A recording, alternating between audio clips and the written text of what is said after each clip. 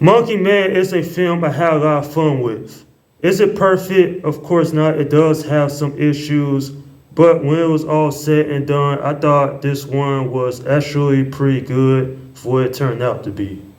Not bad for Dave Patel, who is making his directorial debut here. So the story of this one is that it's basically a revenge tale. This is something we have seen numerous times over the years. While the story isn't anything particularly special or unique, there are a few things I did enjoy about this one, such as the acting, the fight scenes when they did show up. But in my opinion, I really believe this film could have been a little bit better if they had improved a few things that I did have a problem with. It's not a bad movie, not even close to it, because it does do enough to keep from being boring. And if you can give us a coherent story with some characters that are written well, then the movie is at least enjoyable. And speaking of characters, other than the main protagonist, no one else gets proper character development. It wasn't to a point where it was awful, but at the same time, I ain't know much about these other characters either.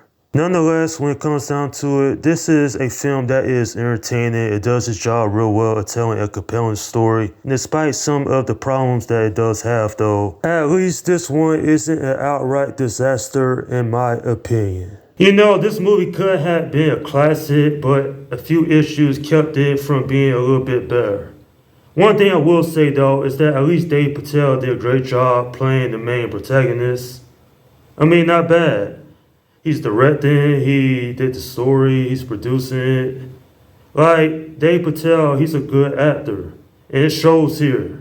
The character that he plays is not a John Wick version. This is not John Wick with a mask. The trailers that you've seen where he's fighting, that is false advertising. There are fight scenes, but this movie's not action-packed like a John Wick movie is. And then there's the actor Pinto Bash. Now, I actually did like his character, his interactions with the main protagonist. But this film definitely has some issues, such as, well, the shaky cam. The fight scenes that are in this movie, well, the shaky cam's like, I thought we was past this. This is 2024. I had an issue with it because when the camera's shaking around, you can't tell what's really going on. And it's not only that though, but there's close-up shots in the fight scenes. I'm like, can you please give me 6 feet? Because I feel claustrophobic and it's out of focus as well. And you know, the thing is that despite this film having some issues here and there, this is still overall enjoyable. Definitely, I probably would rewatch this again one day. Like, I wasn't bored watching it. I don't think it's a dumpster fire, but at the same time, it's not a great film either. I mean, this one could have been a classic. It probably could have ranked up there with some of the best action movies that came out over the last couple of years. At last, though, for those who are fans of Dave Patel, you can check this one out because you will not be disappointed.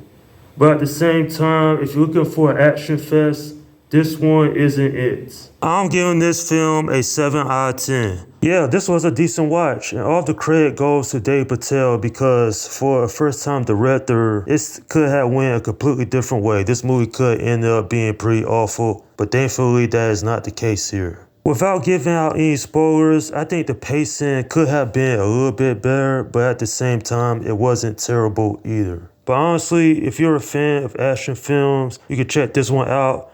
Just don't expect a whole lot from this one. And that's my review of Monkey Man. Okay, leave your comments down below in the section and let me know what you think about this movie if you have seen it. Alright, this is Slim Guy 172 saying peace out.